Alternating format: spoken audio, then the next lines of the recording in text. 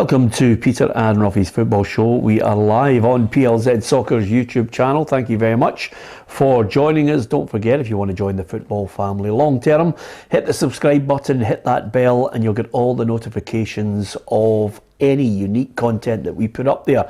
There's one-to-ones with James McPake, Gordon Strachan's in there as well, and also Pat Nevin, so well worthy of you casting your eye and your ear over.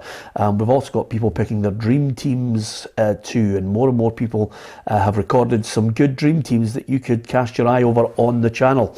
I'm in the company of Alan Ruff and Hugh McDonald. It's Tuesday. We're looking ahead to Scotland's game against Poland, the friendly international on Thursday, and then let's not forget, of course, we have another friendly international either against Austria or Wales. Whoever loses that playoff match will play Scotland in a friendly, because obviously the match that we were due to play against the Ukraine has been put back to June for obvious reasons. So with that in mind, thanks to everyone who's downloaded the PLZ Soccer app as well. It means you can watch the programme live anytime, Monday to Friday, 4 o'clock we start, and if you miss it, you can watch it on your phone at any time you so wish.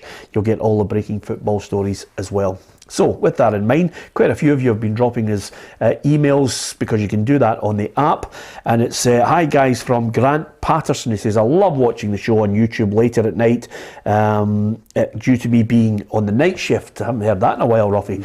Just thinking it would be good on the Friday show if you could show us on the screen all the scores you've picked for the predictor, rather than just the guys talking about it on the Friday show. Just an idea. Keep up the great work. Not a bad idea, Ruffy, if we put up all our predictions, you know. I can see people in the production screaming as we speak. I think that'd be absolutely fine. It's not too bad.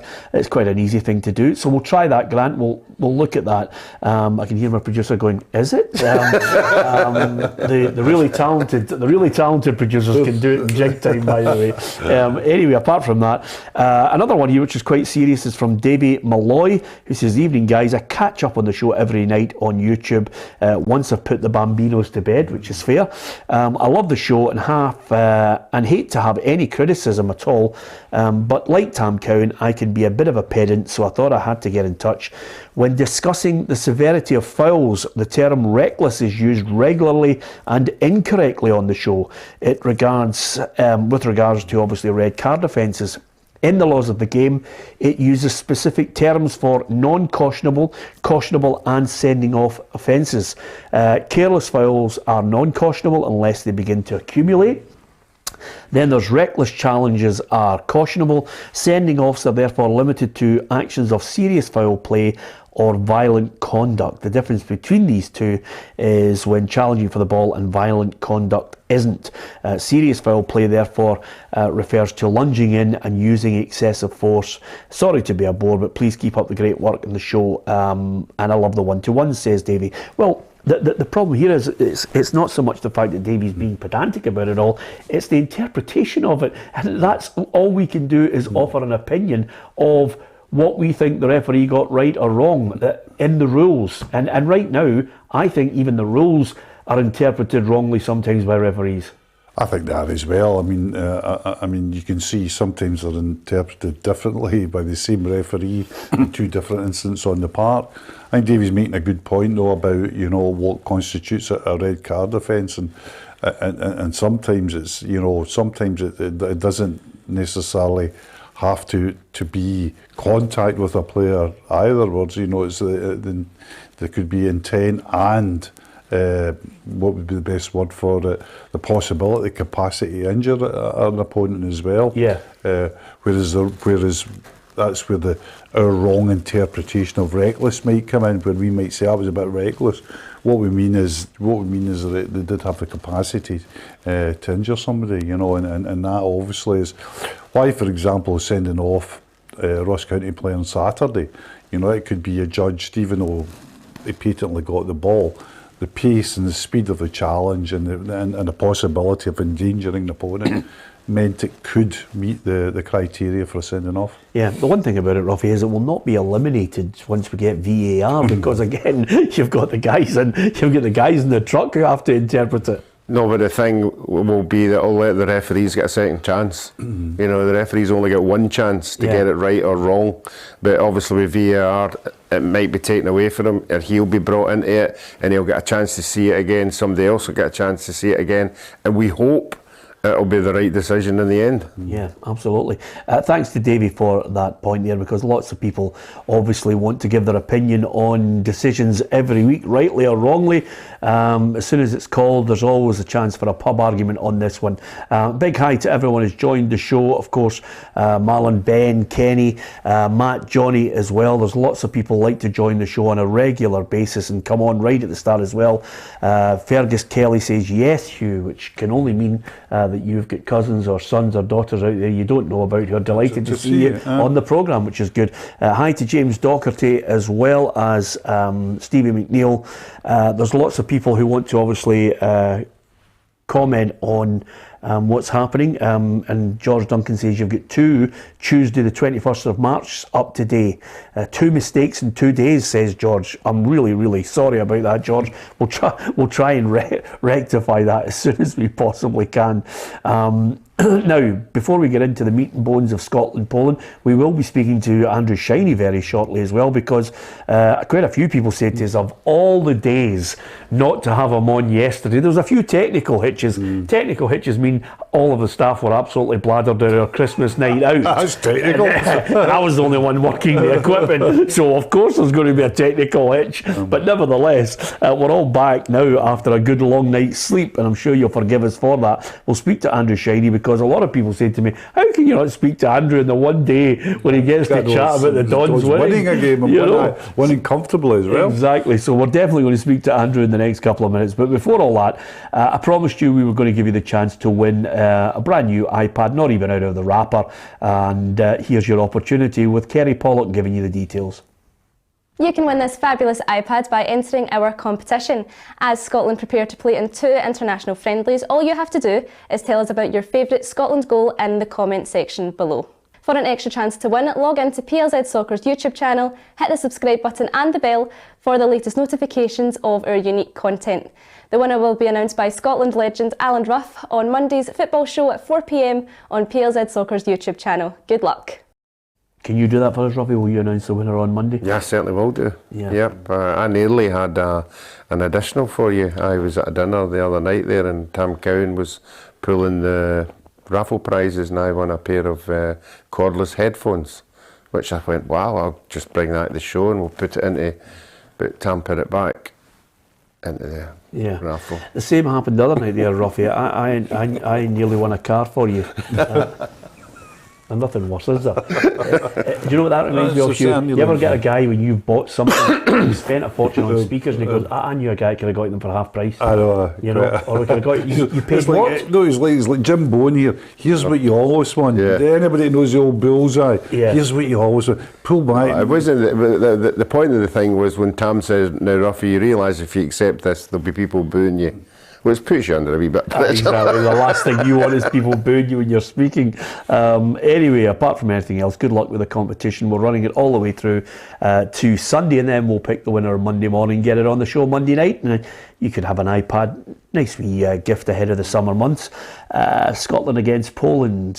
This one we'll be speaking to Kerry Pollock, has been up there at Oriam and getting the thoughts of Stevie Naismith and Craig Gordon. We'll be speaking to Stevie Clark tomorrow on the big game. But what about Naismith? What about everybody looking forward to this friendly?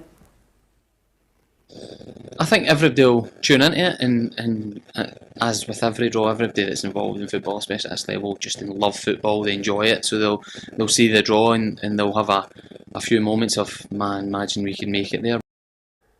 Yeah, absolutely. I think there's a wee bit of enthusiasm for it. There's been some good ticket sales, Ruffy. Not phenomenal, but I hope there'll be a good crowd. What, 30,000 maybe, if it's a good night? Yeah, I think the crowd want to go there because of, I think some of the money's going to Ukraine, which I think is a good point as well. But as far as the footballers are concerned, it's the meeting up for me. It's keeping everybody together. It's the guys that haven't been in the squad are in the squad and they're coming up to experience what it's like. And who knows if we get one or two that jump up the ladder a wee bit. It's a bonus, but for me, it's just keeping everybody together, keep them focused in what's ahead. Yeah, they'll all be watching the Wales-Austria game, that's a definite. You know, so they'll all be in a room, maybe a wee bit relaxation, and that's a plus side of it for me. Yeah, well, there's a few people who are in the squad now are hoping maybe that they can get a chance to celebrate a cap or two. I know that we're speaking to Andrew, but Andrew Considine, who's back in the Aberdeen squad, looks as if he could be coming back soon, which is nice. But he also got that joy of a couple of Scotland caps. I mean, you've got Xander Clark in there that Ruffy's a big fan of. You've got Craig Halkett called up to the Ross Stewart squad coming too. up from Sunderland, and I'm looking forward to him. That's a big one because, you know, if you want to force your way into a Scotland team, be a striker, you know, because that's we are short there. I mean, Dykes has been criticised of late, but I think he's been absolutely terrific for us, and he's a certainty for wherever we go. If we do go, he's a certainty. Shea Adams is a class act as well, but beyond that, there's no. I mean, those positions are up for grab. You know, now know that Kevin Nisbet, who was a contender for this, but you know, is injured. So yep, there's still places up for grab. The other place as well is up for grabs. I think it's right back. Yeah. I think there's openings there. Could the boy Hickey play right back? Because I've watched him on more than a few games in the Italian football, and he can strike the ball with his right foot. He says he can play right back, which is, you know, he's a talented player as well. You know, Scotland with the system that they play three at the back don't necessarily need a defensive right back. They need more of, you know that midfield five, somebody going forward. And Hickey's his performances in Italy certainly put his hand up, and he has got a good belief in himself, that laddie. Quite rightly so, but he has a good belief in himself. Yeah, absolutely. Stephen McNamara says, I'm sorry, Peter, but Halkett is not international class. Painfully slow, and he dives in a lot. I mean, at the end of the day, you know, you can only do what you do for your club, and hopefully somebody notices you. And then sometimes, once you make that step up, Ruffy, you can either embrace it and realise that you need to make, you know, that couple of levels step up to international football, or suddenly you find out you're out of your depth. Yeah, well, that's what friendlies are for. That's why every time we get a friendly and we see guys that we've never seen before, don't leave them on the bench. You know, there's nothing at stake. Just give them a game. Let's see if they can handle it. No, that's not the first time that we've thought somebody, well, he'll never step up there, and all of a sudden you go, well, he did okay. Yeah. I think the boy O'Donnell, Stephen O'Donnell, fits that bit. You know, everybody You get a said, fair bit of criticism, I thought. Unfortunately, it's still ongoing with him, but I don't think he's let us down. Has he let us down badly at Scotland? No, I mean, the thing about it is it's a nebulous argument in international class. I agree with our viewers' points about Halkett. I do think he lacks pace, and I do think he can be impetuous at times. But is he international class? Obviously not if you were England, Germany or Italy. Yeah. Is he international class if he's San Marino? Of course he is. The problem now is to see, is he international class in the middle? Yeah. In the Scotland area? Is he because international football is the most infuriating thing for managers, because you can't recruit.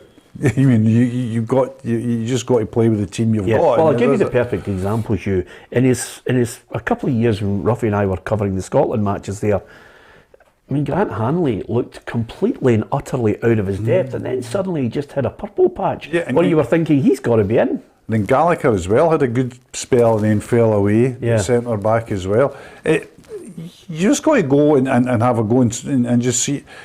The thing about it is with Steve Clarke is at the moment, he knows the positions where he's light on, certainly in terms of backup as well. So he's quite right to have a go at it. He's quite right to say to Halkett, right, come along, let's see what you're made of and do. I have reservations about him as well, but he deserves his chance. Yeah. I think it's centre half. International football is a new gig now. You need to be a modern day centre half. The centre half of olden days just headed the ball and tackled. Now your brief is a lot. You've got to be comfortable on the ball. Well, that's why you've got to be built up with the back. You've got to do. That's why all that some kind of McTominay stuff, back there, but really good teams though. If you got McTominay back there, you can make doing men because he's a fabulous football player. But really good player, really good teams play on that lack of experience. lack of nous in certain situations. It's a tough gig. I'll tell you mentioned Ross Stewart there. He could be ideal for a debut on Thursday because Lyndon Dykes, I think Mark Warburton said that if anything, he might be for the second game at a push. Even then, I don't think. I think Stewart starts and is given his chance, and he would seem to me be a perfect understudy to Dykes in that he's very much similar. He's powerful, he's strong, he's got a bit of pace about him as well. Playing at a decent level. I know Sunderland are in the third tier, but they're a big club. Big support, great atmosphere, big expectation on them, which they're not quite meeting at the moment. But I would give him his chance, no problem at all. Yeah, I'm not quite sure if this is aimed at us, Ruffy, just before we go to Andrew, but Stephen says, Peter is the style guru for Neds. I mean, we're both wearing the same Maestro top, and thanks to a lot of people who've bought the top in the shop, Ruffy, but clearly he doesn't like blue. It's got to be that. It's got to be something. You know, the great thing about our country is people are offended by colours, colours and flags, you name it. Anyway, Stephen, I thought I'd read that out because we can take it in the neck. We give it out often enough, so we've got to be able to take criticism as well. Thank you to so many of you obviously offering your opinion on who's good enough for Scotland, who's not, and who's going to play. So we will see. Anyway, apart from anything else, the home nations could actually win the bid for Euro 2028. The reason for that is because nobody else is in it. I think they're absolute certainties to get it, aren't they? And I, for one, are all for it. I think it's I know there was criticism when they withdrew from the World Cup bid, but I think they were really sensible to withdraw from that because it's, shall we say, more complicated to be awarded that. And the gap in revenues between having the Euros and World Cup is not that huge. And I would just love to see. I mean, I've got a wee taste of it during COVID. I went to the Ukraine-Sweden game at Hampden where I've reduced attendance and all that. But just the idea of having that big game, a game of that calibre or that importance and significance of Scotland, I was all up for it. I heard a wee sniff that they might involve Murrayfield in it. I wouldn't. No, I wouldn't have that. I wouldn't have it at all. No, I'd chase them. No. How does it go if you're sharing it with other countries? Now, usually whoever gets it gets automatic entry and you don't have to play any qualifiers, but if there's 3 or 4 sharing it, surely the 4 don't get exempt for qualifying. No, I wouldn't think so, Ruffy. I think there will be some form of qualification for it, but to be fair, they're expanding it that much now that I think everybody's going to be playing that's in it. Right. It's very difficult. I mean, Partick Thistle are expected to qualify, Ruffy. Yeah, because obviously you guys can't even get to the championship title, which is what's saying. He's texting me all the time. He does it right in the final whistle goes. It's no an hour later on when you're sort of calmed down for the disappointment. It's what about you? Anyway, honestly, 3 or 4 weeks ago, we can win the title. Him and Foster were sitting here. We can win the title, probabilities and everything. They've crash landed this mob, And by the way, he's still come out with a great line. I mean, we're battering teams, and we're losing. Losing 5-0. Yes, exactly. Anyway, here's a man who knew. He knows quite a bit about losing because there was such a streak that I was getting really worried for him. But now things are changing. The amount of people who say to me, Andrew Shiny better be on this show this week because Aberdeen have won. You can't ditch him. So he's here. Andrew, do you sense the tide is turning? Yes. Let's be honest. It was a decent performance against Hibs. A slightly disappointing Hibs side, has to be said, but I thought there was good signs from Aberdeen. They're better organised. They were strong in the middle of the park. Ferguson, McCrory and Barron ran the show there, and we won the game 3-1. So what is there not to like about it? Yeah, absolutely. Listen, I'm absolutely delighted for you. The one thing that I did notice in that team, Andrew, and I don't know if you agree with me on it, but obviously I'm not in any way highlighting the departure of Scott Brown. I think he left with dignity, and Jim Goodwin has again highlighted the fact that there was no animosity. Scott Brown wants to obviously try and get a bit of coaching involved in anything that he's going to play in his last year, because he's obviously thinking of his future. But I thought there was a lot of legs in that side. Suddenly there was a youthful look to it. There was. I've got to agree with you there, Peter. I mean, you've got Ross McCrory at 24, the senior man in the middle of the park. Fergie's only 22, Connor Barden 19. But I think the wee man Connor Barden has been a major plus for Aberdeen in the last few weeks. He brings an energy, no lack of ability, a huge desire to win, and an ability to get about the park that maybe he's learned from Scott Brown. I'm not sure, but he's able to do what Scott Brown was doing, but with more vitality about his game. So that's what Jim Goodwin's been looking for. So it looks as though the departure of Bruni, and as you say, he left with everybody's good wishes from up here in the northeast. He made a big impact on and off the park in his short time here, but his departure has opened the way for Connor Barden, and all of a sudden Aberdeen look a more potent force. They're not the finished article by any stretch of the imagination, but there's an awful lot more positivity about the place now than there was before that Hibs game. And you mentioned one man there, Lewis Ferguson. We sniffed down here that suddenly he's been speaking to representatives from Cagliari. His agent is Bill McMurdo. I haven't heard that name in a long time.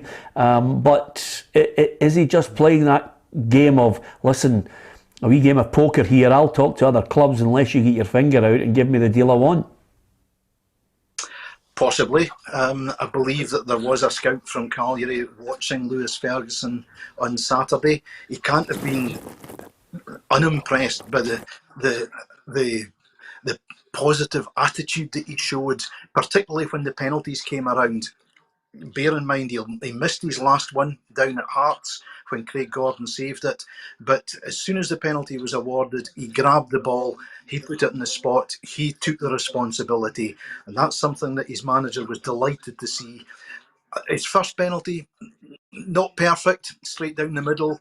Dabrowski went the wrong way, but could easily have got a trailing foot on it. But the second one was put away with aplomb.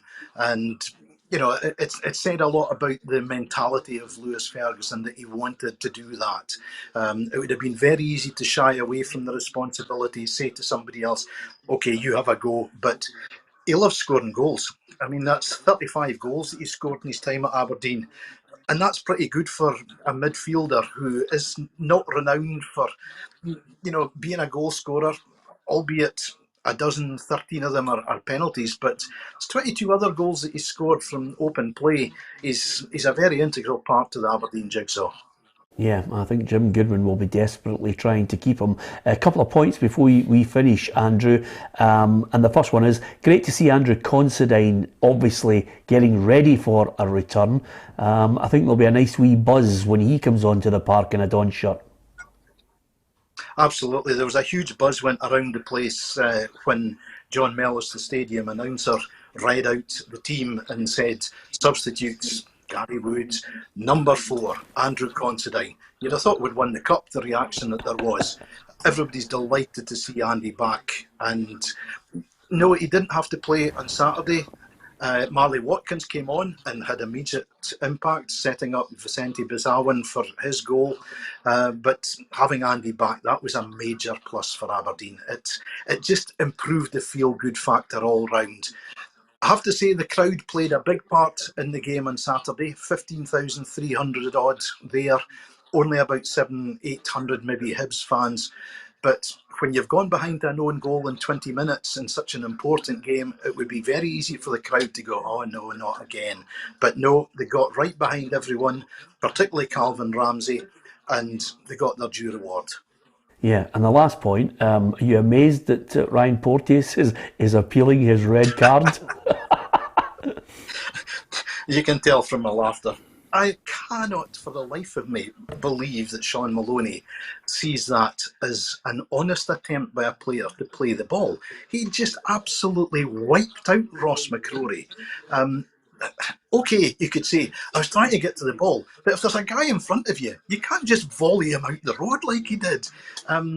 Reckless, describe it as you want, but that is as cast iron a red card as you will ever get. And I'll tell you what, if the disciplinary panel comes up and says, no, we'll reduce it to a yellow card, we might as well all stop. Yeah, absolutely. Listen, we missed you the other night there at the Christmas night out, Andrew, but the good news is Ruffy and myself managed to down most of the drink that we would have bought you on the night. I'm delighted to hear that. That's probably why the technical issues occurred that meant that I wasn't able to come on with you yesterday. I was stone cold sober, raring to go, and then I get a message from you. Technical difficulties, we'll see you tomorrow. But yeah. I'm glad you all had a good night. Yeah, listen, Andrew, we're glad to speak to you. No way we were missing out in you talking about an Aberdeen win, and we'll catch up with you again on Monday. Next Monday, Andrew Shiney will be there. There'll be no technical difficulties, Ruffy, because, you know, we have one Christmas night out, maybe an end of season night, which Andrew definitely will be coming to, but after that, it's all sensible stuff. Yeah, it will be, and I'm sure Andrew will be really happy when he gets his case of iron brew that we sent him, you know, just to keep it. Yeah. Don't you believe it, by the way. Anyway, good to speak to Andrew Shiney on All Things Dons. They got the win at the weekend. Let's look at that predictor, guys, because it was a strange old weekend of predictors for us, Hugh. Ruffy's out there in front. It's tight. He's on 266. And then you've got Alison in 258. I'm behind Alison on 251. Tam McManus 250. Then you are a little bit further back, and then 239, and then 233 is Tam Cowan. And by the way, he's had a good couple of weeks, Hugh. I think I'll be favourite for the drop. I think. Yeah. I'm plummeting without a parachute at the moment. Yeah. All you need is 1 week. Yeah. 1 week at 117 and an 18. Although that 9 weeks of Rangers either drawing or getting beaten didn't really help you, did it? It's not helping me. It's going to be a tight finish, let me tell you. But nevertheless, when you look at it over the weekend, there is, look at the table, Ruffy. It is so tight when it comes to the race at the top. It's that 3-point advantage for Celtic, and the game coming up is at Ibrox next on April 3rd. We're going to talk about some of the stories surrounding that in a moment. Hearts just in there in third on their own, but it's the bottom end where suddenly you're looking, and Tam mentioned it yesterday, he thinks Dundee are gone. Yeah, I think on the evidence, if you're not winning games, you're not getting into the games with confidence. I know Mark tried to talk up the 2-1 defeat to Rangers at the end of it, but it's what goes on in the dressing room, and if you can, all they need's a win. You keep saying that, so you need a win, but you've got to get the win, you know, and he'll be saying to his players, look, if we can get a win, you know, we can kickstart, because there's 15 points when that split comes, and the team you'll be playing are the teams that, if you think you're playing well, you've got the chance of taking points off it, but you've got to start winning games, because the confidence must be very, very low. Yeah, and I think Marlon says Hugh is top of the Bundesliga prediction. Scottish Premiership predictions are so last year. You know? That's right. And thanks to so many people who are giving us their predictions for the Old Firm game well ahead of time, regardless of who's fit. There are people on here who are nailing it. It's as simple as that. But there's a few twists and turns to go in this one. Of course, Rangers got the late show at Dundee. I genuinely, you know, the more I was reading the messages out, Ruffy, and the more I was thinking about this game coming up at Ibrox, I genuinely don't think that you can look at the form on it. I mean, it's an old cliche, but okay, they left it late. They weren't great up at Dens Park, but that counts for nothing when suddenly you hear the buzz of your home fans, and the majority of them will be 99.9%. I'm led to believe that Celtic have been offered 700 tickets. Whether they take them or not is another matter. No, it's okay saying, yeah, at the end of the day, as everybody said, it's 3 points. But you have got to look at it. A week before that, they beat them 3-0 quite easily. Comfortably, it could have been 5 or 6, but that wasn't the case at the weekend. It looked as if it was some kind of reaction for the European game, and they'll have to try and sort that out. But you're right, you know, big players on the day win you these games at Rangers and Celtic, and that's why I always think if we had the team selection, we get a better idea if the big players are all going to be playing, because it's only a fortnight to go or something like that. But you know, these big players for me now, because I think they're evenly matched. You know, I don't think any of them. We've been to games when one team is way ahead of the other one, and you just go along expecting one of them to win. Yeah. That's not the case now. You know. I mean, Rangers won the league quite comfortably with 20 odd points last year, and you couldn't see Celtic beating them. That's changed a wee bit now, but Celtic have still got to go to Ibrox and prove that they have improved 20 odd points for last year. Yeah, I couldn't see Celtic beating anybody last year. Such was their implosion. Is it win or bust for Rangers? I think so. Yep, I think so. I think if maybe not. Could a draw maybe? I mean, there'll be another Old Firm game after that, so a draw wouldn't be disastrous, because there would still be an attempt for to claw back that 3 points. But I think it's becoming pretty clear now that in terms of Celtic are pretty relentless now, playing non-Rangers teams, shall we say? Yeah. I mean, we the Ross County could have been a potential problem on Saturday, because Ross County have been playing so well recently, and they were just dismissed. I mean, they were beaten very, very cosily. So I think Rangers will certainly be looking at, don't get beat anyway. Keep it, because 6 points going into the split, I should say, is big. 6 points is big going into the split. I mean, it's been overcome before. I remember one season Celtic were 7 points ahead going into the split and lost it. Yeah. But 6 points into the split would be huge. And the other thing about it, I think, which is crucial for this game coming up, Ruffy, is the fact that we look at, I always think, more so in the last couple of seasons, the squad is the key element of winning the league, and both of them have better benches where other players can make a difference. I looked at the Rangers at the weekend, their team to face Dundee. You've got Balogun, Barisic, Jack, Aribo, Kamara, Diallo, Roof, Sakala. That's a lot of players there of quality who could come on and make a difference in the game. Yeah, and that's always a big part in these games, because sometimes when things aren't going particularly well, you need somebody to look over at the bench and say, right, he can turn this game. I think the difference between the two teams just now is Van Bronckhorst is playing his best team for the start.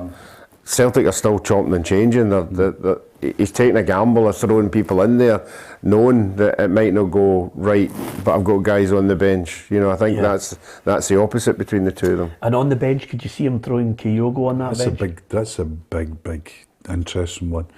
I mean, you see him flitting about in the undergrowth at Lennoxtown at the moment.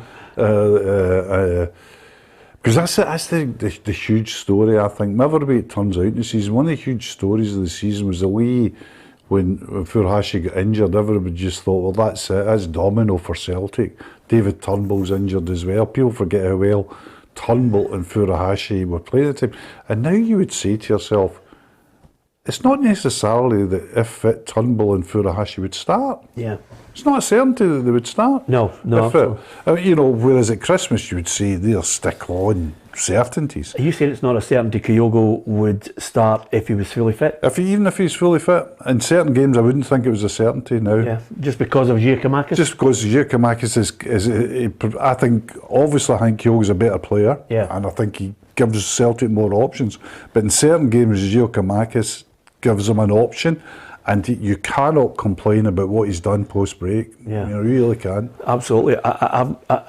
It's been a while since I've really looked forward to a game where two of them are at, full tilt, really good, well balanced. It's very difficult this one to call. It's been a few years since that's been the case, Ruffy. Yeah, it has, and I think it's going to be a cracker. I mean, we saw a lot of games that disappoint us, but I don't think this one will. I think there's too much at stake at the end product. Everybody's talking about the money. I know the players won't be particularly worried about it, but everybody else at the clubs will be. So that's going to put a lot of pressure on it, and I hope we get a good referee for the game. I think that'll be important. Don't know who that would be, but no, I think it's going to be good. It's going to be a fantastic atmosphere. Okay, just that game aside, there seems to be in the background at Rangers this little bit of I don't know what it is, war, mistrust, fallout, major fallout, press releases coming right, left and centre between Club 1872 and then Rangers who've released a statement today. But first and foremost, the Club 1872 press release is basically, it's about 25 paragraphs long, Hugh. I mean, you take up 5 minutes actually reading it all, but the gist of the whole thing is they're not happy with the communication from Rangers, certainly not happy at the trip over to Australia to play Celtic in the Sydney Cup, and I think they have had a real breakdown in the communication between themselves and Rangers, and they're certainly not happy with the way Rangers board is conducting itself with fans, communication, commercialisation, how they're dealing with selling things and getting involved in things. So the crux of it all is they've released a lengthy statement, just basically saying that there's also been evidence coming out which is misleading, not true, and some of the things that have been put out there they are really angry with. Now, Rangers have come out with this statement, which is short, 3 paragraphs.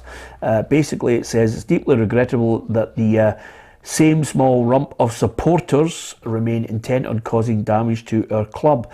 It is particularly concerning to note the timing they have chosen to launch their latest attack. It is lost on nobody that those intent on creating maximum disruption are those who have either enjoyed or craved a role within our club.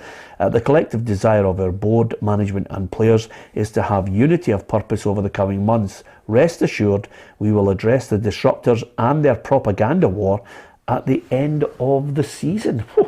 I mean, this is a full-out punching match now. Absolutely, it was like the civil war has become deeply uncivil, and the civil war has always lurked in the background since Steve King stepped away from the club. You're trying to sub down and edit the Club 1872 statement, Peter, when it talks about, not happy with certain statements that they believe are misleading, not happy with the tournament in Sydney, not happy with Bitcoin, not happy with my Gers, etc, etc, etc. Yup, that's all there, but really, if you want to edit it, this is the King faction and the incumbents Rangers, just fighting away over that. It's been happening in the background for quite some time. We've noticed the odd King statement about things over the last few months, and this fits this pattern. Well, he relinquished the power, Hugh, so at the end of the day, he's obviously wanted to sell his shares. Maybe he is looking at it now and thinking he's made a bad move, but it's too late. The horse has bolted. Well, that's it. That tends to increase the bitterness and anger rather than diminish it. Yeah. I mean, what he's seeing as well is from his point of view, he'd be seeing his shareholding, because of the number of share issues, he would see his shareholding being diluted and becoming less lucrative to him. There'll also, I would think, be certain antipathies between people on the present board and King, and vice versa, Peter. Yeah. So this one is not one that's is going to go away anytime soon. And that Rangers statement is pretty robust, isn't it? Yes. Yeah, it is pretty robust, and it's not healthy. That's another aspect of it. And the other thing about it as well, which I think a lot of people might become overly concerned with, is, this constant redraft of shares, out there suddenly diminishes anybody's value in the shares that they've got. Well, that's the crux of matter in many ways. I mean, the crux of matter is this head-to-head between King and the present board. That's what it's all about. And underlying that is the shares, the selling of shares, Club 1872, buying King shares at a certain price, and shares being issued at a certain price, and there's a disparity between the two. But it's personal as well, I think if you go to that paragraph in the Rangers statement where they talk about those who have either been involved in the club or craved involvement in the club, that's that's personal. Yeah. Listen, there's another thing.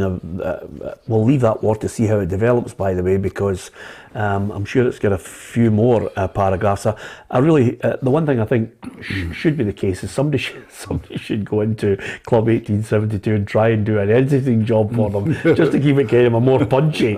Because once you start to see them coming out all the time, I mean, the list is long on their grievances, but I'm sure getting some resolution to that is a long way off. Anyway, another thing that's an argument that's brewing in the background shortly. We're getting closer and closer to the split, guys.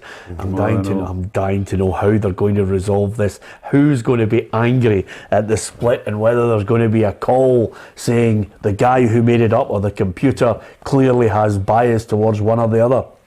And at the bottom as well, I would think, top and bottom. I think the grievance will be there, you know, and everybody will have to analyse, right, how many did you play, where did you play them, away from home, whatever, and 2 years ago we did this, and 3 years ago this is what happened. So you're not going to please everybody, but if you go back to the top bit, that's where it's going to hit. You know, if one of the two get 3 games at home and 2 away, you know, that'll be an uproar. And it's going to happen. I mean, because if you look at the games that have been played so far and the predicted top 6, Celtic, you know, under the amount of games that they've played so far, are entitled to 3 at home, you know, to balance it. In fact, I think there's an element of the way the 6 work out that Celtic, no matter how it plays out, will actually end the season having played more games away from home than at home. No matter how it plays out, because of the way the split is now going to be configured. But do you know something? I've got very limited appetite for this. Yes. I think this all, see when the clubs, and they all voted, there's no use blaming the SPFL and computers and all that. They all voted for this. This is it. This is what we want a split. And we all knew from day one that this couldn't be fair. Yeah. Because the only fair way in any league is to play home and away against every team. So as soon as you start saying, we're going to have another wee league of 5, Yeah. the buzz burst. Absolutely. And to be fair, the only thing that's missing is they really should put Bill Murray out there for Groundhog Day. That's what I'm saying, but every year we go through this, and we've known it, because I remember writing the piece when it started, saying this is a, got to suck this up. This is a deeply unfair system. People say, how is it deep? Well, it is unfair because teams will play more games. At the end of the season, there'll be teams in the Premiership who will have played more games away from home than they have at home. Yeah. Because that's what happens with this kind of imperfection. Exactly, but the other thing about it is there's always this, we are the kings of conspiracy theories, and of course over and above that, the clubs are clever, because, you know, if you're looking for an excuse, everybody's got it in for us, or this is unfair and unjust. Oh, we use all that. I mean, it's relentless. I could bring up a script from 1, 2, 3, 4 years ago. Same thing comes out, but we wait to see exactly how it all plays out. A couple of things, guys, before we go. Don't forget. Also, we've got the competition running. All you have to do is in the messages on our Facebook page as well. It's on PLZ Soccer's Facebook. Kerry has the details of the competition. You can basically win yourself an iPad. All you have to do in the comments section is tell us your favourite Scotland goal. On Monday, Ruffy will pick out a winner at random, and you could win yourself a nice iPad to play about with for the summer months. It's always good. It keeps I was going to say it keeps the kids quiet, but it can keep your partner quiet. What was your favourite Scotland goal then? Well, I would say Davy Neary, Archie Gemmell, Kenny Dalglish, one of the 3. Yeah, the Dalglish one at Spain. Yeah. Yeah, against Spain. Yeah, that was a cracker left foot as well. Yeah. Neary's wasn't a toe poke either. It was a good shot, wasn't it? I mean, my goal by miles is Joe Jordan against Czechoslovakia in 1973. Header. The header, just because of the importance of it. Yeah. Yeah, can I ask you this? And really, I'm talking about geeks that would know this. What number was he wearing? That's a good. I don't know that. But I know Willie Morgan crossed the ball to him. Yeah. Wouldn't he be wearing 9 because Law would be wearing 9? 10 would be. I don't know. Kenny came on. It's a good shout, isn't it? Aye. What number did he wear? Well, I'm going to look towards a man who's been at 3 World Cups. What number? I wasn't part of any of these squads. I seem to remember that he was wearing number 16. God, I think you're right. I was going to say 17 there off the top of my head. I think you're right, Peter. Right? Yeah, I think it was number 16 he was wearing when he scored. You're saying Willie Morgan crossed that. Where am I getting Tommy Hutchison from? Is it Hutchison, the boy Tommy played for Coventry. He played in that game as well. I think he did something in that game. I think he did play in that game, Ruffy. Yeah. I just remember him vaguely. But Arthur the Montford, corner for Holmes' goal. he may well have, but Arthur Montford came up with just a great commentary for that. It was Morgan, Jordan, goal. That's all you need to say. The main people involved and the outcome. That was just... Unfortunately, his other one was Bucking, Dalglish, Argentina, here we come. Yeah, anyway, apart from... What's your favourite goal? You're not giving us yours. Favourite Scotland goal? McFadden's was... McFadden's good. Yeah. McFadden is good because I think Ruffy, we were in the stadium and they just get battered. But Gemmels is fantastic because against top drawer opposition, it's not as if it's a team of numpties. This is top drawer, and they went on to reach the final that year. Anything with Kenny's against Ray Clements with the nutmeg, is good going as well. So see, when you look back, there's so many. When I noticed one the other week there, you'll remember this, Ruff, you see me, wee Jinky Johnston at Hampden. One at the back post where he volleys it high into the net. That's been forgotten. See, I don't know either, but that game, the 4-3 game. I remember where I was. I was over in the park playing 7-a-side with my pals. Yeah. When Scotland and England game was and over, they won 4-3. Yeah, supposed to be in the squad. And by the way, Hugh Scott has just said Joe Jordan had the number 16 on. Good on him. Well done, Hugh. Well done, Hugh, for keeping us all right, all correct on that one. I just remember what a fantastic night as well. And I'll give you a couple of points and tell me who scored for the Czechoslovakia. I don't know. There's a shout, isn't it? Ali Hunter. Yeah, he threw it in. It went under his body as well. Yeah. Oh, I don't know who did score. I think his name was Roth. I think you're right as well. He played for Bayern Munich. I think you're right as well. Yeah, it was good. Well, such a good game, wasn't it? It was just fantastic. And that was the days of the old heaving, standing on the terraces as well. I left my platform heel there, Peter. Anyway, a couple of things, guys. Mark Harris signed a 2-year deal with St Mirren, another pre-contract from Motherwell. Stephen Robinson clearly going back for someone that he rated. Yeah, and this boy was beginning to show that he should be rated, that they were playing him at centre-half in some games. I thought he was a better midfield player, but no, he's identified a good player there. Yeah, absolutely. Owen Coyle, I think he's nearing his return. Everybody's expecting him to be unveiled as the Queen's Park boss. I think he can hold his head high for what he's achieved at Jamshedpur. Absolutely, and Queen's Park, they're a big story, and they're going to get better. Ruffy, he's obviously miffed at this, by the way. And they're going to get bigger because there's money there. Yep. And where there's money, there's usually success. Absolutely. Try telling that to Man United because Ruffy, Eric Ten Hag is now the favourite, I think, with the bookies for Queen's Park to become the Man United boss. Yeah, well, again, I think the teams like Man United, Chelsea, Man City should go for the top. Don't mess about with getting past players and all that. Go for the guys who have done something in the game. Yeah. Thanks to Stuart Ramsey, who always listens to the programme from West Midlands. He said, another great show, guys. We Archie Gemmell dancing and scoring that goal, absolutely sensational. Yeah. If you get a chance to see that, watch Asa Hartford. He's shouting at him to square it. He's shouting, give me the ball. If you get a chance to see it again. Yeah, absolutely. Ten Hag, is he the problem solver at Man United? The problem solver at Man United will be to get a proper strategy in place so that everybody knows what they're doing and everybody knows who's in charge of recruitment, what they want, what their strategy is. Ten Hag's a top-class coach, but if he comes in under a dysfunctional system, he'll go the way as the rest of the coaches. Okay, and the last part here, and thanks to Cheryl who picked this out. I always like sometimes, I don't know if you like reading it in newspapers and magazines, on this day sometimes is good, but on the 22nd of March 1949, Carlisle United's player manager Ivar Brodus transferred himself to Sunderland. Now, he was the player manager. He was only 26. It cost him 18 grand to get him in there. And less newsworthy was, wait for it, the appointment of his replacement at Brunton Park was a certain Bill Shankly, who was Carlisle's new manager. And then he went on to transform Liverpool. Yeah. Amazing, Shankly was just... I was down there the other week, Peter, at Liverpool, as you know, doing my on the road. Yeah. And the Shankly statue is still redolent, with Scots and Scots influences. You're sitting there in that stand, you're looking over to the Sir Kenny Dalglish stand. You open up You open the programme notes been done by Gary Gillespie. The question and answer was Andrew Robertson.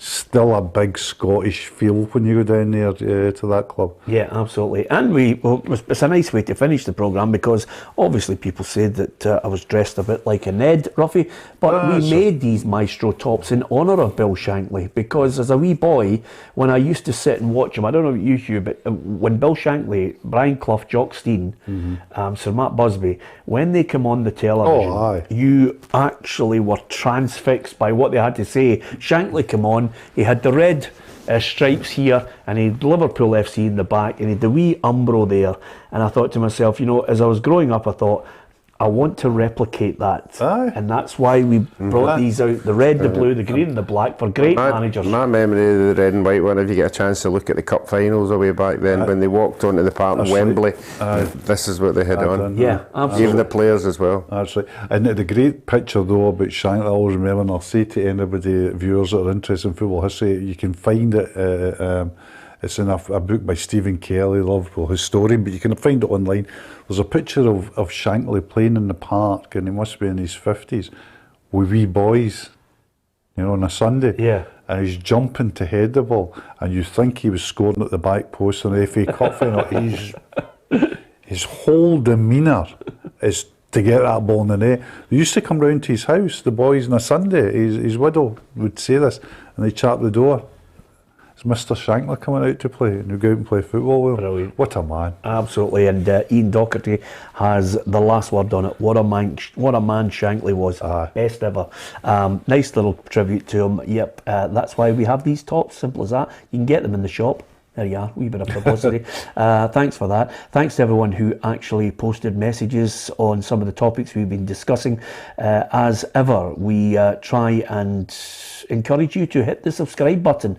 If you get a chance, do please download the PLZ Soccer app, because not only do you get all the latest breaking stories, you get a chance to watch the show live. It is actually on live on your phone if you're not around your PC, or indeed on the app on Sky's satellite service. You can go down to apps, hit YouTube, hit PLZ Soccer, and you can watch the show on your telly, as a lot of people in Australia and America and New Zealand, they all do that, Ruffy. Canada, Vietnam. yeah. They've all got them, and they post pictures to us of their programme on the big screens. And I'm just about to tell you right now, Stephen McNeil, I thought that was going to be the last word there, but Stephen McNeil has just nailed the best goal I've ever witnessed. McFadden's great, Archie's, all of that, but the best technical goal, and my favourite Scotland goal of all time, is Kenny Dalglish's goal against Belgium, when he turns the boy and then left foot, roof of the net. He scored 2 crackers in that game. Night, yeah, but the second one's a peach, isn't it? Thanks, Stephen. You've just reminded me of my favourite player's goal. That's my favourite Scotland goal of all time. Thanks to Ruffy. He's seen a few in his time. He's, let a few in. Thank you for that. I wasn't going to go Let 2 in that night. What more can I say? Don't forget to download the app, hit the subscribe button. We'll see you tomorrow.